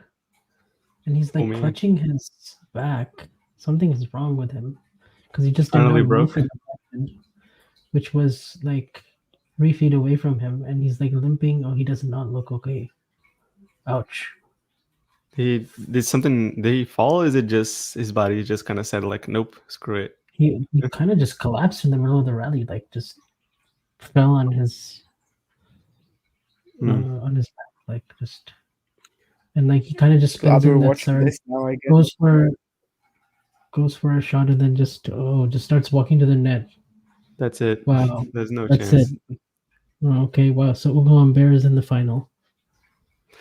I mean, it's got to be good for him at least that he didn't have to finish the match and get even more tired ahead of Zverev. But what on earth happened to Khachanov? Good thing is that that was the final point of his season, maybe. And okay, like definitely ended on a sour note, but yeah, definitely something at least. Khachanov doesn't have another tournament to play because that did not look good. Kind of reminded me of when Demon pulled up at Wimbledon. Except here it's less of a concern, maybe. But oh wow, okay, what an anticlimactic end.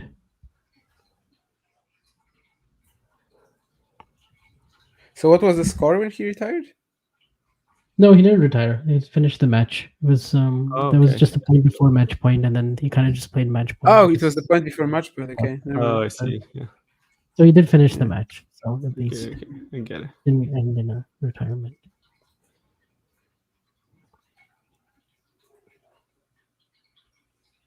But yeah, I think this is a rematch from last year, Bercy, Humbert and Zverev.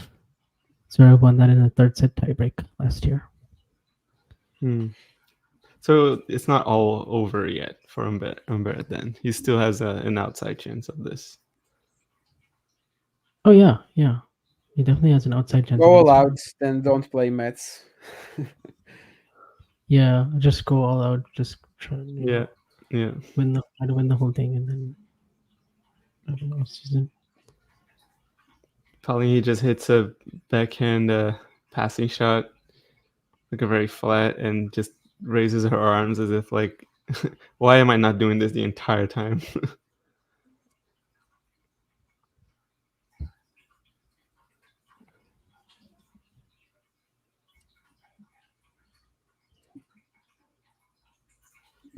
Rybakina seems to be moving a bit more freely now and just kind of getting more in the groove, finally warming up. Yeah. But then again, Paolini has all the movement that she can to match all that. So this could be an interesting second set, like from, I think it could end on a very high note.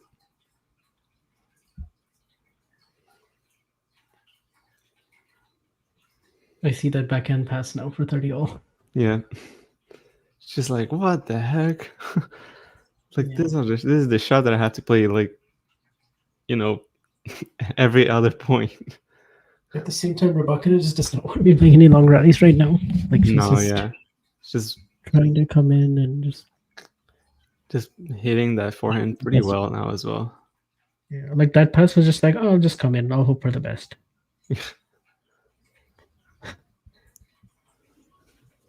But then when you have a serve like hers and a +1, that you can just like on the next point, she's still most likely gonna hold. Let's see. And yeah, she does hold for 3-2.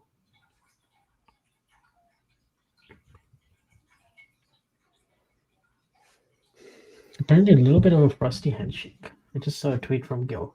I didn't actually. I kind of turned it off after that. But From Humbert and Khachanov. Khachanov. Probably Humbert was like celebrating because he made the final, but Khachanov didn't like it. Yeah, it kind of sucks a little, but yeah, he's been. I mean, yeah, I guess it's not ideal, but whatever. Like, it's a big moment for him, Masters Exactly. 1000. Like, And kind of have obviously, to. Yeah. I think Khachanov is he's probably just pissed. Someone because else is talking about it too. Khachanov is probably just Yeah, I pissed think it's because literally he just got injured. that. Yeah. Yeah. Humbert was just like celebrating, staying Yeah. locked in and kind of not focusing on any details, but just which is fine. I mean, it's the biggest final of his career, the best week of his career, in a way. So yeah, Khachanov was probably just taking it out on him because he didn't find anything else to do. Yeah, we're just human. And Exactly. fast indoor hardcourt, slick surface. If there is a guy outside the top 10 who can win an event like this, Ugo Humbert definitely up there. So yes, good for him. Maybe he will be able to do something special tomorrow. Maybe not. Yeah. Of course, he has won 2 500s, right? He won Dubai this year, and he also won Hala in 2021. By the way, beats Zverev on the road to that title. So. Yeah, I wonder if Zverev is the bigger favorite against Humbert tomorrow or Safiullin over Corigno. No, it's definitely Safiullin. Oh, yeah, definitely. It's in his insights with Damien. You only get it here. Yeah, fatigue situation is similar there. Plus, I guess the quality gap is bigger too. But anyway, that's not important right now. This game doesn't look like Rybakina will be threatening a break. Nope. Far from it, in fact. Paolini just held Do you to think these conditions are also good for Paolini's serve, or kind of doesn't really matter as much for her? It's good for everybody's serve, right? Yeah, that's what I was going to say. Like, it kind of just helps everyone's serve a little bit, right? Yeah. Definitely would say it's less ideal for her, especially on the second serve. Yeah, the second serve is not ideal right now, but because Rybakina can just get all over it and just hit winners, but which has happened. Yeah, I guess it's up a bit more. As ruthless on it as she would if she was in more form. Wow, what a backhand to start off this 3-all game. Paolini just feels like she also is not really in the mood to keep rally super long and super neutral.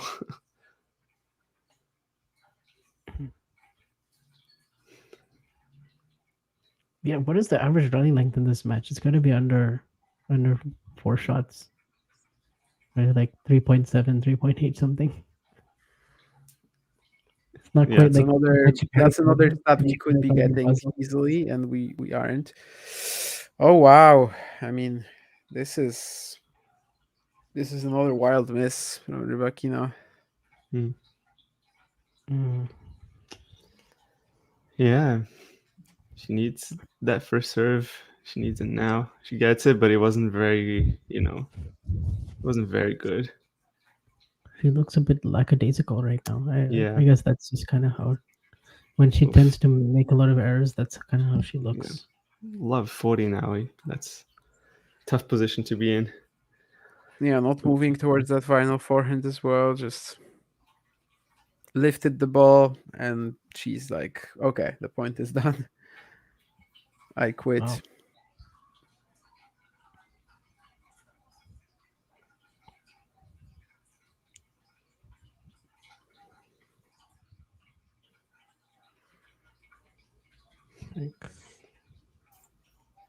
Big backhand winner down the line from Rybakina off a second serve. Still 2 break points down.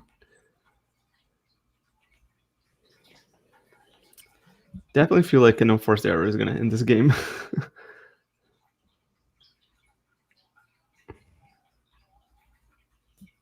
There's a Yeah, click the the net. backhand line definitely ice cold. Yeah.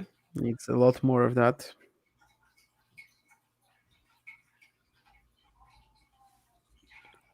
And okay, still in. Big No, forehand I do cross not court from want. Paolini. I do not want this coupon.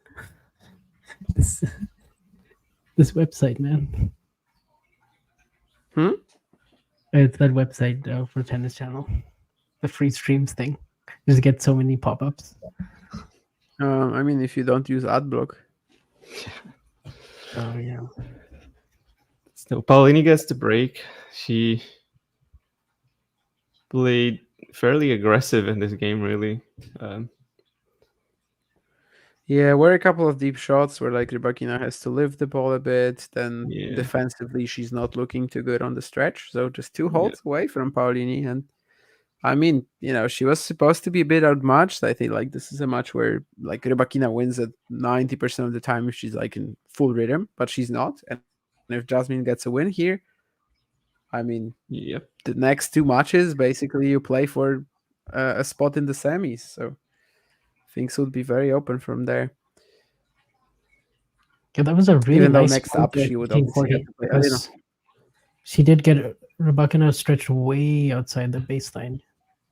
And then the next shot didn't even have to be that good because Rybakina was pretty slow recovering.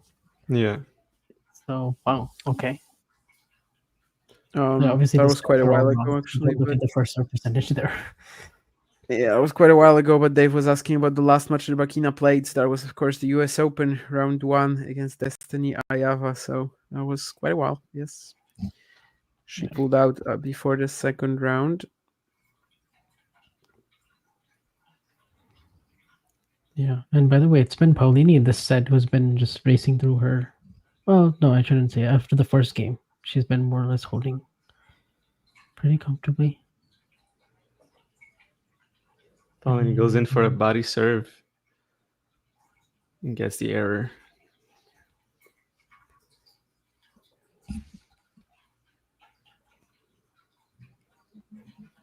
Of course, those 97% first serves in are helping Paolini in this match. These are the stats from Google, by the way. Yeah, I get it. But then again, Elena is also at 90%. So yeah.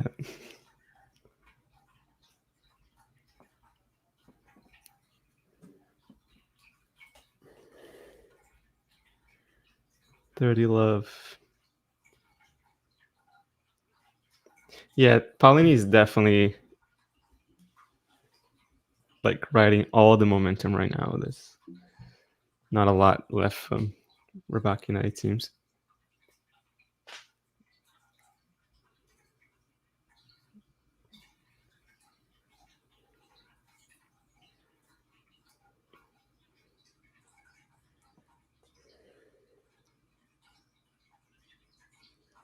Paolini probably won like what? 9 out of the last, I don't know, 12 points or something. Yeah, I think it might have been a a hold to love, right? Yeah. At 2-3, and then she only lost 1 point at on the Rybakina serve. Now, Yeah. of course, now she's lost a point on hers, but Yeah. yeah, there was a streak of like. I feel like on the baseline 11 or rallies, 12. Paolini has done a good job like keeping her depth. Mhm. Yeah, he hasn't hit too many For like sure. short balls in this Yeah. match, which can be easy to do against Rybakina. So I give her credit for that. It's definitely been better in the second set. She made a few unforced in the first, trying to go for that depth, but that's probably what kept Rybakina alive for part of that set as well. Yeah, there you go. We have 12 points to 2. Yeah. Okay. I guess that serve down that he was in then. He was. 5-3. Jesus.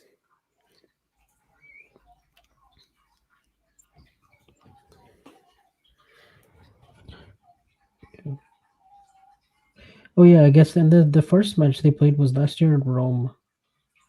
Rome last year. 7-6-6-1 for Rybakina. Rybakina ended up winning that title.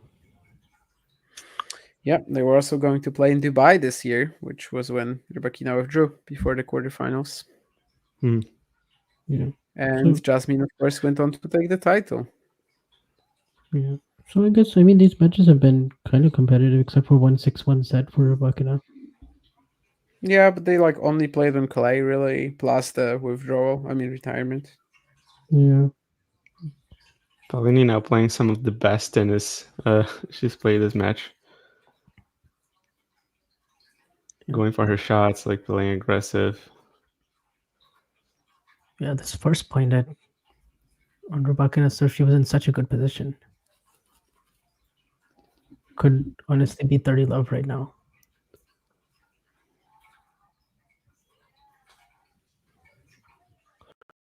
Yeah, this would be massive to go up 1-0 and win this match in straights. And then, even if she just wins one set against Zhang and Sabalenka combined, she's already kind of in with the shot, depending on how the other matches go.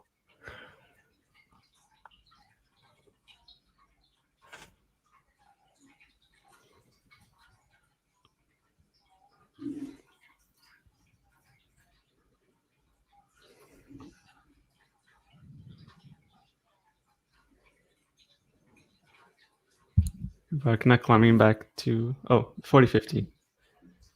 Gets a good first serve in, and might have to force Paolini to serve for it, though. Somehow you actually would bet Paolini to hold this time, and yeah.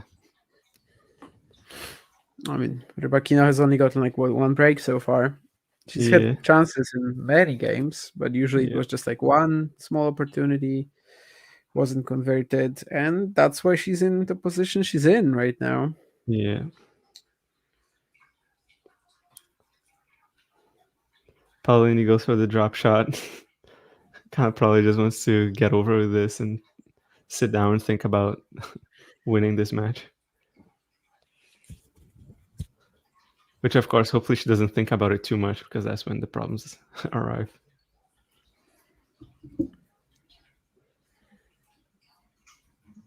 Yeah, if she could, she might just, want to want to serve right now, just skip the change of hands. Yeah. Give me the balls and let's do this. 100 minutes into the match, she's gonna have that chance.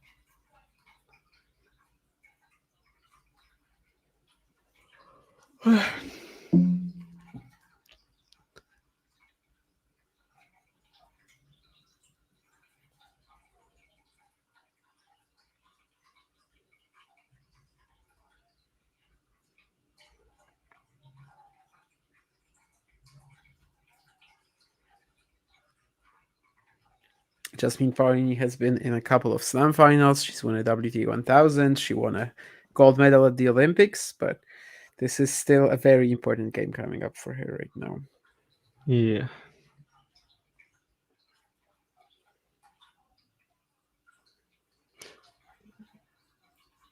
Chances of that happening are relatively low, but ending the season with this title would be very, it would make the season so incredibly special for her, even more so than it is right now. Especially after the heartbreak of the 2 Grand Slams that she couldn't win. Of course, not much of a chance against. I think one was a heartbreak. The other, but the other was.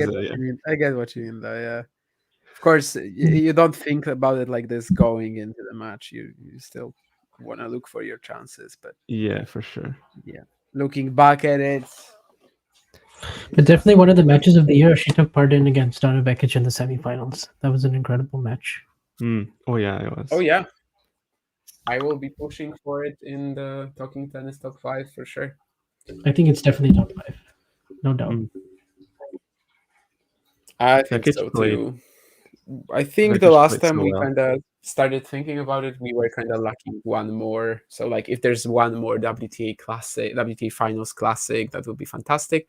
But I think Vekic Paolini is safe in the top 5. Yeah.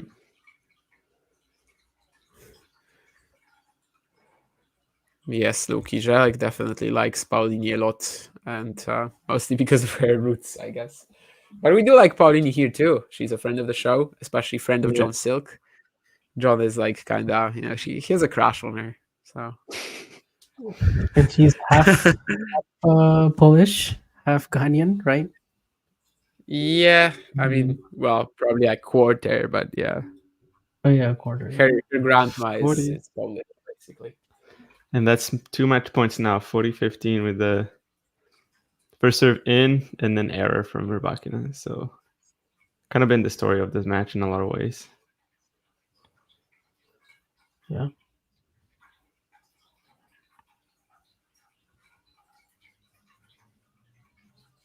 Talking Tennis affirming in the comments that she's not taking the title, but yeah. And that's out. Another backhand unforced error from Rybakina, and Paolini makes a winning start at a winning debut at the WTA Finals. Yeah. Well, a really nice finish to her, I must say. Like the last few games, she was being really aggressive. She was hitting some really good angles, like keeping up the depth. Also getting some short balls from Rybakina, served pretty well in the last game. I mean, there's a lot to like about the way Jasmine played today, right? Also the way she held her nerve to win that first set as well. Like the tie break from 6-2 to 6-5, she could have easily kind of let up there. Like there were so many good things for Jasmine overall. But of course, yeah, Rybakina, I mean, you kind of wonder about her now going into the matches against Zhang and Sabalenka after today. She was really good, yeah. I think especially second set, she was like so much more eager to swoop in when she got her chances, kept that ground stroke depth solid, which we mentioned earlier, and got Rybakina on the stretch a lot more often.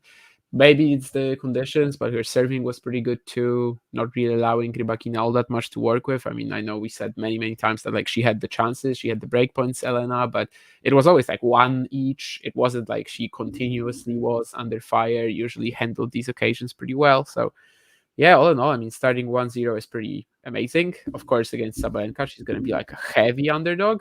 But then, like, Kinven third match, 2-1 gets you to, 2-1 is qualifying, 90% of the time, maybe.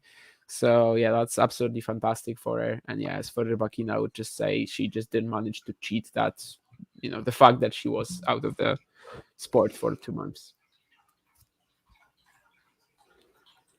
Yeah, let's see what the Opta Ace has for us today. The first Italian to register 40 wins during a single season at WTA events. Oh, since Sarah Errani, okay. Yeah, I mean, I was gonna say it's probably Schiavone earlier as well. Okay, yeah, but 40 match wins this year. Yeah, that's pretty solid. Probably was at like 30 around Wimbledon, I would assume, right? I mean, I think she slowed down later. Yeah.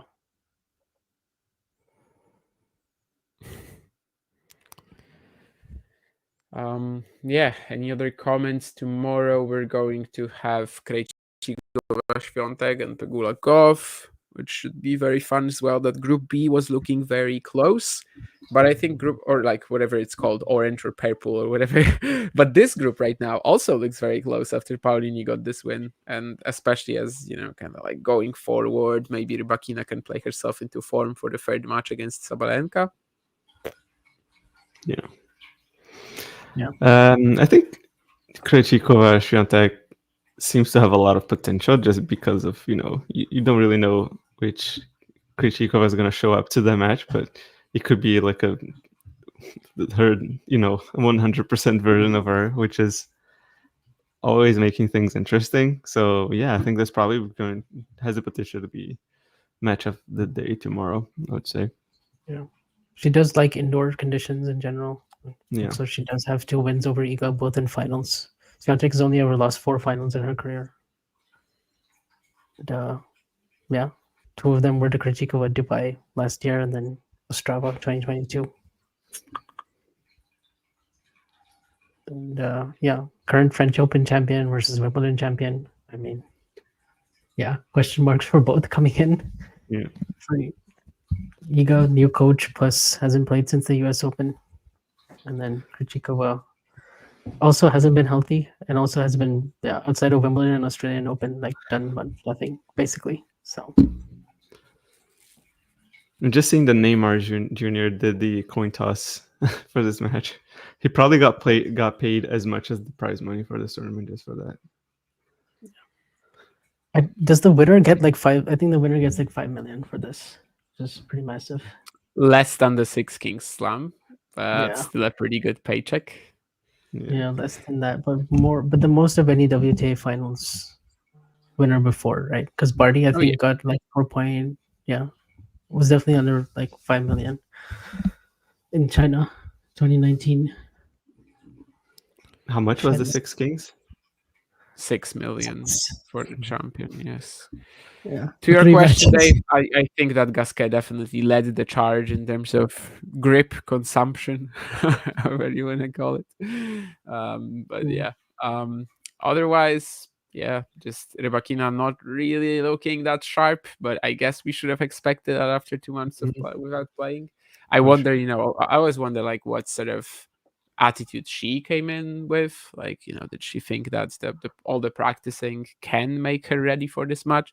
And she looks like barely not ready maybe for this level. So I don't know, maybe the second one is already going to be much better. Of course, in her second match, she's going to take on Qin Zheng in a bit of a, well, I mean, they both must win really scenario, as they both lost in straights today too, which could matter a lot if we get like a close scenario, close situation in the groups. So yeah, I think Rybakina Zheng, especially if the loser, I think if the loser goes out in straights, they're out, right? Regardless of other results.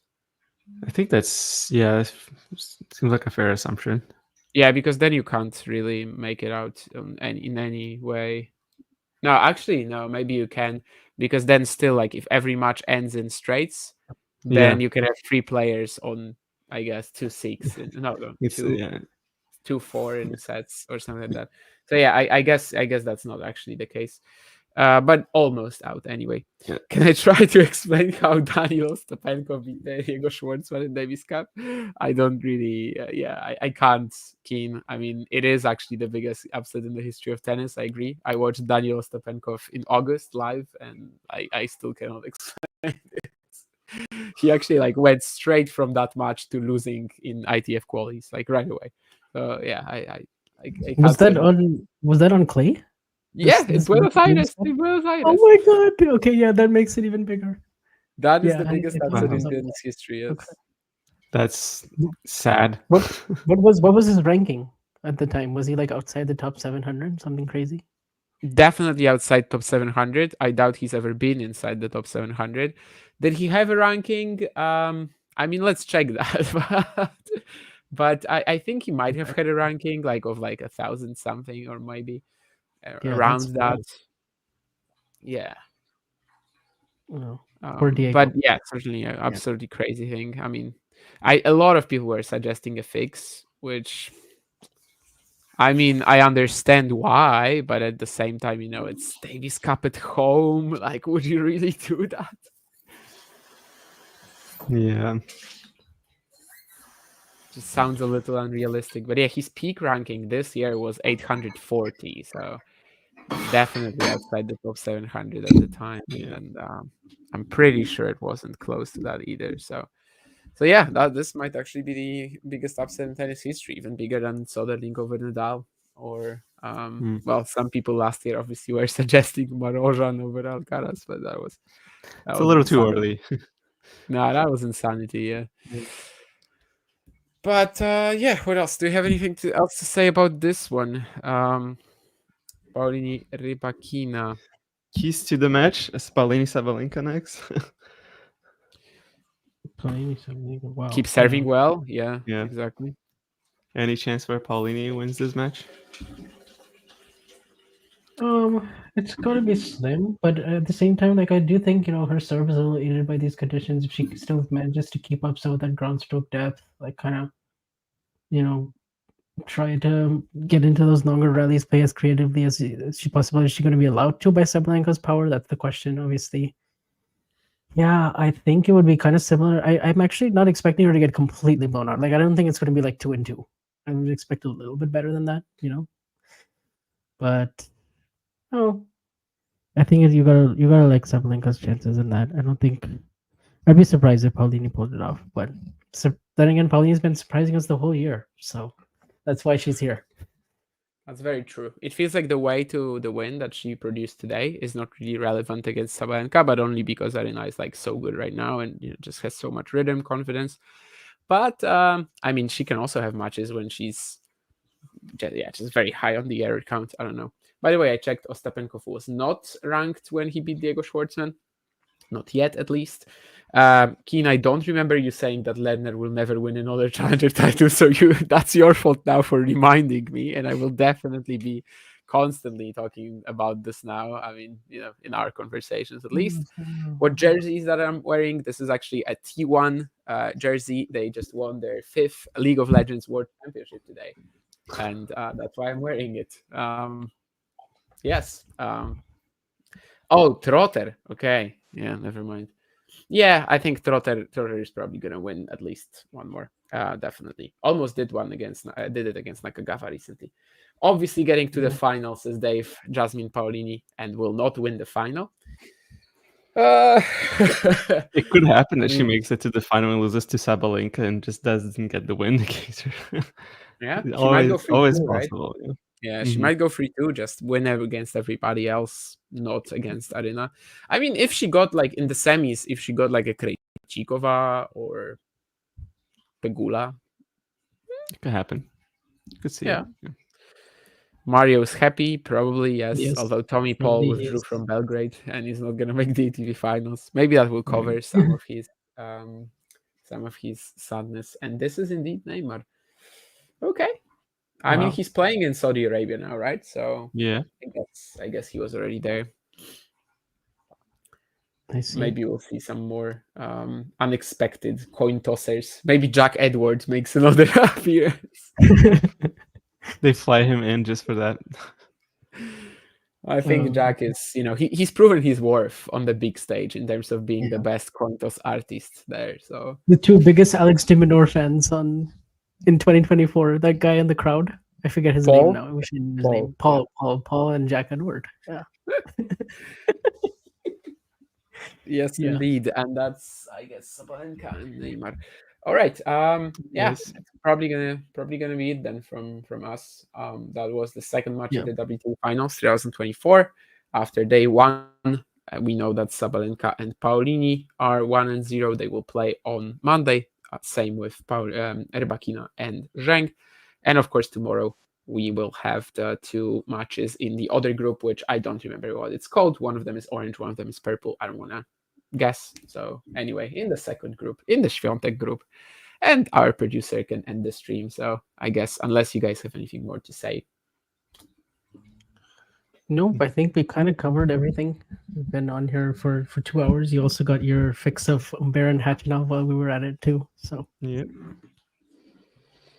All right, this is it for me too. All right, thank you to everyone in the chat then, and bye. See ya. See ya.